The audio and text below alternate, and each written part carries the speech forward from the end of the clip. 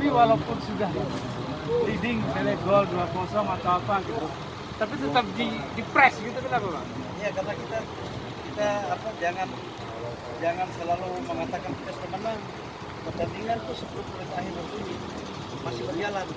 Jadi ada kesempatan kita gol, ya ada kesempatan kita bermain. Jangan biarkan lawan bermain bola, jangan biarkan lawan menyerang kita. Press terus. Nah ini memang harus gol untuk Iya, terutama saya fokuskan media untuk cari prestasi. Sekarang menjadi yang keren pertandingan. Nggak tahu, kita nggak pernah lihat malah mau jual lagi.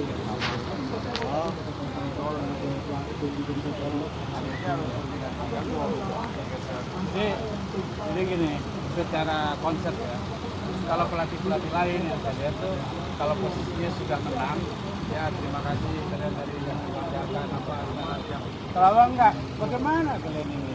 Bola dari sana kok masih di sini? Mana penyambungnya? Gitu. Iya.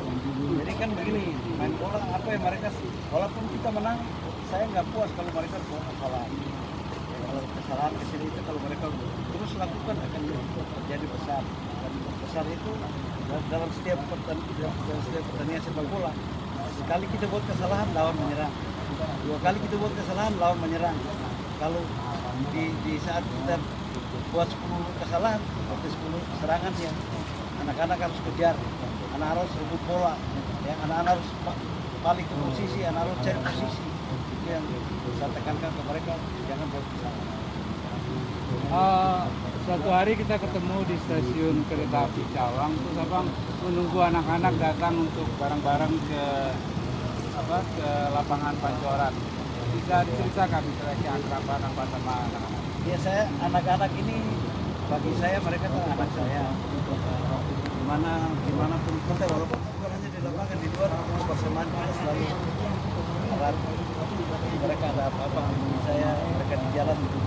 Kalau saya di luar kayak kemarin, itu kita dalam perjalanan saya tunggu. Coach, ada klub juga memainkan paket lain. Apakah ini diberlakukan sama kayak kemarin? Oh, kalau ABC saya tekankan ke mereka fokus ke Jakarta. Saya nggak mau kayak kemarin tuh skor kita sudah di Kamis kan saya batalin. Kenapa? Karena saya fokus di Jakarta. Bukan, maksud saya nggak usah disebutkan nama tenaga lain lah. Boleh nggak mereka ikut selama mereka? Nggak boleh. Nggak boleh. Itu udah ada sanksinya. Enggak, untuk saya sendiri, Ya. Untuk saya pribadi sama tim itu nggak boleh. Nah, gimana kalau orang tuanya memaksakan? Apa? Enggak, orang tua kalau untuk ABC ya, Ya. ABC yang saya ini kan anak-anak Ya, saya, bicara. anak-anak saya, saya nggak boleh. Biasanya kan ada campur tangan orang tua, dia mau ngejar prestasi doang kan, bukan ngejar kualitas kan. Karena mereka serahkan ke saya. Panggilan apa yang saya mereka ikut. Dia ya banyak dipanggil Persija, Persib Bandung, EPA, Ya. nggak berangkat karena fokus ke sini. Iya, komitmen sini.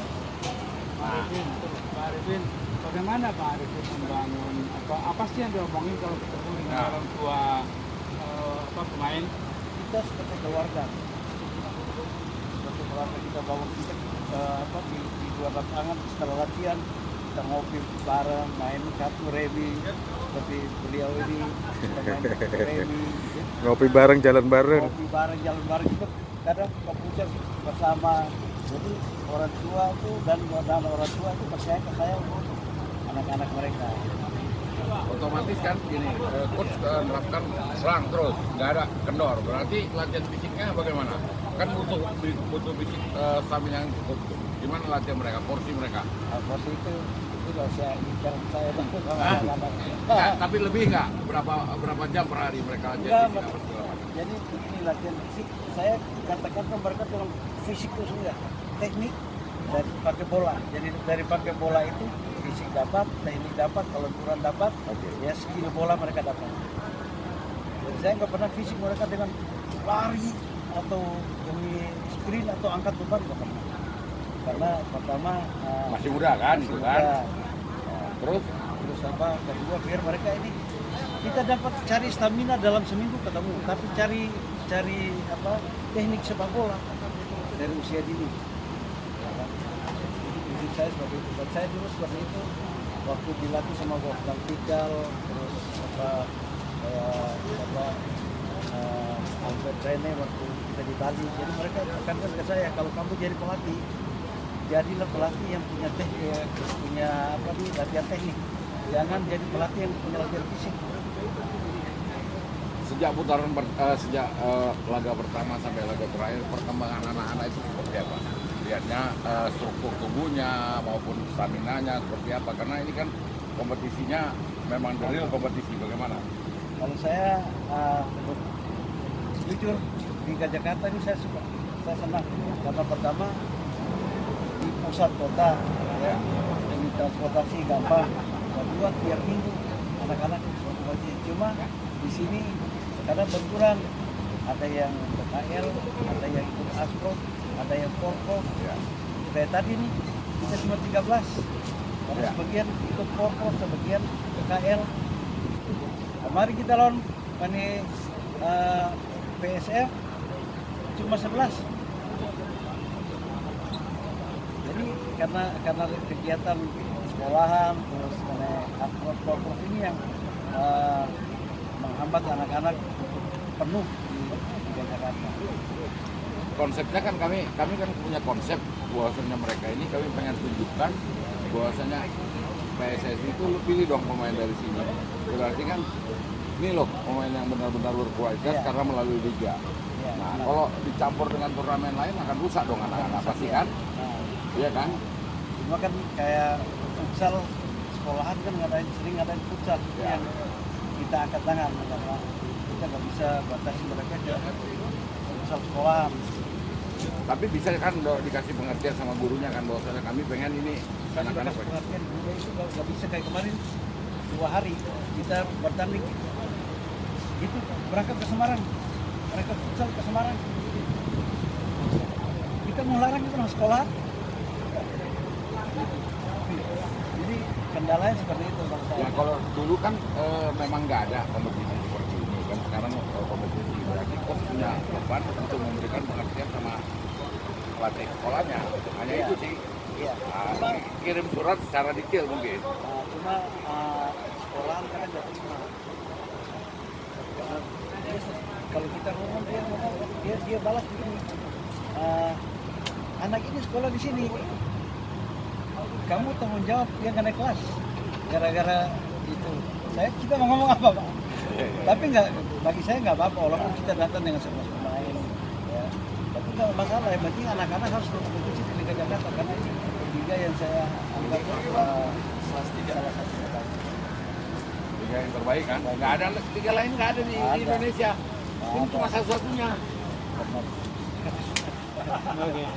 Tapi tadi itu bermain terbuka juga kayaknya sama Yunus ya? Iya, kita main terbuka karena kalau kita terlalu merapat permainan lawan berkembang. Jadi kita main terbuka, pancing lawan untuk keluar, pancing lawan untuk kejar bola, ya. Kita main dari kaki main keluar, mereka ikut tengah kosong kita manfaatin. Nabil beroperasi. Iya. Jadi pengumpan terbaik saat ini di ABC Wirayuda siapa saja? Ada Juran, ada Fabian, Dua itu. Mardika. Mardika. Kita pakai back kiri, skillnya kualitas di atas rata-rata. Dia nggak masuk di 50 itu saya sayangkan. Karena seni bermain bola ada di Liga kita.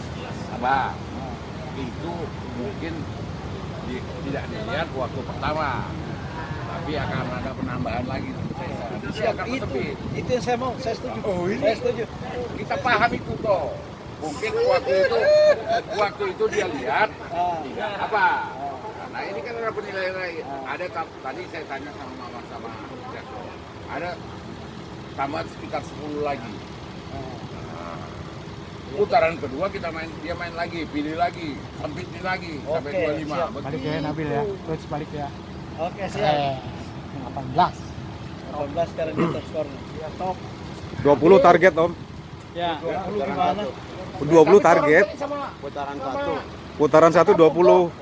sama bicara kok sama Berapa kali sama main Nabok lagi? tadi 3 kali. 2 kali lagi. 2 kali.